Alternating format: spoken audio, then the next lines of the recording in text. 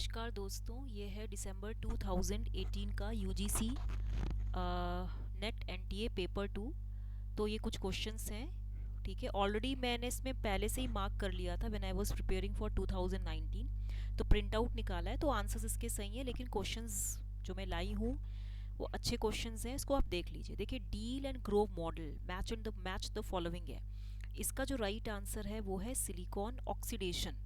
ठीक है, moss capacitor में क्या होता है आपको पता है, C is equal to epsilon A by D. तो C is directly proportional to epsilon by D.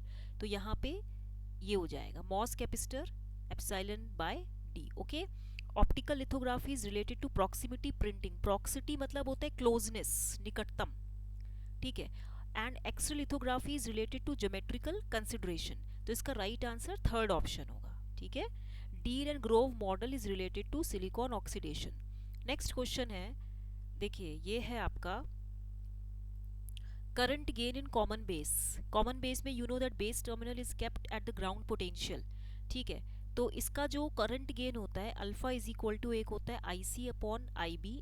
Alpha is equal to I C, देखिए एक होता है I C is equal to beta I B, एक होता है I C is equal to alpha I E. ठीक है, तो यहाँ पे ये आई ई होगा। ठीक है, तो यहाँ पे ये जो अल्फा है इसकी वैल्यू लेस देन यूनिटी है, इसलिए current gain in common base is less than unity. Input impedance common base में सबसे लोएस्ट होता है। वोल्टेज गेन, जो वोल्टेज गेन होता है in common collector it is nearly equal to 1। And output impedance जो होता है कॉमन बेस में ये वेरी हाई होता है, that means nearly 2 mega ohm. तो ये याद रखिए, कॉमन बेस का पूछा है तो कॉमन एमीटर और कॉमन कलेक्टर का भी पूछा जाएगा। जैसे कॉमन कलेक्टर का करंट गेन हाईएस्ट होता है, याद रखिएगा। वोल्टेज गेन लेस देन, इसका वोल्टेज गेन कॉमन कलेक्टर का जो होता है मेनली मतलब 1 है। जैसे करंट गेन कॉमन बेस का लेस देन 1 है तो इसका करंट गेन हाईएस्ट होता है। तो इसीलिए ए का 2 है, बी का 4th है। ठीक है, सी का देखिए फर्स्ट ऑप्शन है एंड डी का क्या है, थर्ड ऑप्शन है। यानी कि जो आउटपुट इम्पिडेंस होता है वो वेरी हाई होता है, हाईएस्ट होता है, nearly 2 mega ohms. Third question है आपका फ्लैश एडीसी। ये कन्वर्टर्स के बारे में है। फ्लैश एडीसी की फास्टर स्पीड होती है, याद रखिएगा, एंड लो नॉइज इम्यूनिटी होती है। तो ए का 4th ऑप्शन है। साक सक्सेसिव अप्रोक्सीमेशन जो होता है आपका एडीसी, इसकी low noise immunity and medium speed होती है, तो बी का 2 हो जाएगा। सी का फर्स्ट रैम्प एडीसी, तो इसका higher resolution and good noise immunity होती है। ठीक है, डी का थर्ड है ड्यूअल स्लोप एडीसी, मतलब इसकी ड्यूअल स्लोप की लो स्पीड होती है, गुड नॉइज इम्यूनिटी होती है, तो डी का थर्ड होगा। ठीक है, नेक्स्ट क्वेश्चन है फोर्थ क्वेश्चन। देखिए सारे मैच द फॉलोइंग है, ये बहुत स्कोरिंग होते हैं। देखिए टी एक्स टी आपको पता ही है, जब हम लाप्लास ट्रांसफॉर्म लेते हैं टी एक्स टी का, क्योंकि डिफ्रेंशिएशन टी एक्स टी है तो क्योंकि इसके साथ मल्टीप्लाई हो रहा है तो ये minus D X s by X s होगा, तो इसीलिए इसका जो है 4th ऑप्शन है, तो ए का 4th हो गया। एक्स टी बाई टी है तो इंटीग्रल हो जाएगा, तो integral S to infinity X s D S, तो इसका बी का फर्स्ट होगा। एक्स जीरो माइनस मतलब limit X s S tends to infinity S X हो जाएगा। फिर उसके पास डी का थर्ड हो जाएगा एक्स इन्फिनिटी। आपने ये initial value final value theorem है ना, कि limit t tends to zero x t is equal to limit s tends to infinity s x s. Limit t tends to infinity x t is equal to limit s tends to zero s x s. ये है initial value theorem, ये है final value theorem.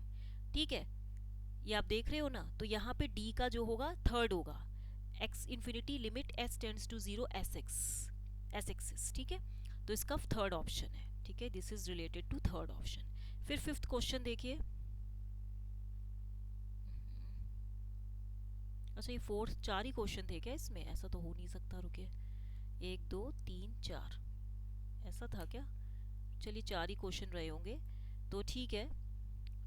ये था आपका ये वाला option ना, 1 2 3 4। अच्छा हाँ, ये क्वेश्चन, अच्छा ये ऊपर के क्वेश्चन तो रह ही गए। देखिए देखिए, ये सब तो रह ही गए। देखिए सॉरी, मैंने यहाँ से स्टार्ट किया था। ट्रैवलिंग वेव ट्यूब जो है it is related to slow wave circuits. ठीक है, magnetron is related to kilowatt to megawatt output power, इसकी पावर बहुत ज़्यादा होती है। Triodes is related to low frequency operation and gun diode का लो पावर आउटपुट होता है। ये हमेशा पूछा जाता है कि गन डायोड का पावर आउटपुट क्या होता है। मैग्नेट्रॉन बहुत ज़्यादा आउटपुट पावर देता है। You know magnetron microwave circuits, ये जो आपका ओवन्स होता है इसमें यूज़ होता है। TWT की हाई बैंडविड्थ होती है, ये स्लो वेव सर्किट है, हेलिक्स स्ट्रक्चर होता है ना ट्रैवलिंग वेव ट्यूब, तो ये आपको याद करना पड़ेगा। तो ए का फोर्थ, बी का फर्स्ट, सी का सेकंड एंड डी का थर्ड, तो इसका सेकंड ऑप्शन होगा। नेक्स्ट क्वेश्चन है, देखिए VRMS of half wave rectifier output, आपको पता है VRMS VM/√2 होता है, तो इसीलिए ए का फोर्थ है। VRMS ब्रिज रेक्टिफायर आउटपुट का V है, ये होता है। VDC, देखिए इसमें जो ऑप्शन है इससे रिलेटेड बता रही हूँ, जैसे एक तो फुल वेव आउटपुट और फुल वेव रेक्टिफायर है VDC, तो इसका तो ट्वाइस VM पाई होगा, यानी कि डी का फर्स्ट। हाफ वेव रेक्टिफायर का VDC VM/पाई होगा, ठीक है। उसके बाद बी का थर्ड होगा, VRMS जो होगा ये V है, देखिए ऑप्शन में तो यही दिया है, तो यही ऑप्शन मैच कर रहा है, तो इसीलिए इसका फर्स्ट है। तो आपको इसका मतलब आपको RMS वैल्यू याद होनी चाहिए कि हाफ वेव का क्या होगा, ब्रिज का आपको पता है VRMS इज, वैसे तो देखिए VRMS इज VM/√2 होता है, ट्वाइस VM/पाई किसका होता है, VDC एवरेज वैल्यू होती है, हाफ वेव का VM/पाई होता है, एंड ब्रिज रेक्टिफायर का VRMS V लिखा है। एक बार हम इसको चेक करेंगे। नेक्स्ट क्वेश्चन है इसका, देखिए ये आपका है ऑपकोड फेच, ये आपका 8085 का है, इसमें इनपुट्स दिए 0001 1011, यहाँ पे 00 का मतलब होता है हॉल्ट स्टेट, तो इसीलिए ए का फोर्थ है। 01 का मतलब रीड ऑप्शन, 10 का मतलब राइट ऑप्शन, ये जो है ये राइट ऑप्शन है, ये जो है ये रीड ऑप्शन है, एंड 11 का मतलब क्या होता है कि ऑपकोड फेच, इंस्ट्रक्शन को फेच करना है, तो फर्स्ट ऑप्शन होगा, ठीक है। नेक्स्ट है आपका, देखिए सी का क्वेश्चन है, ये इसका मतलब ये होता है x is not equal to y, तो इसीलिए इसका ये ऑप्शन हो गया। b का first, x is greater than y, x is less then और इक्वल टू y, तो ये ऑप्शन होगा, ठीक है। अब ये तो ठीक है, तो ये आपको मैंने क्वेश्चंस बता दिए, तो हो गए। टिल देन इसको हम, आप लाइक शेयर एंड सब्सक्राइब करना मत भूलिएगा, okay. Thank you very much.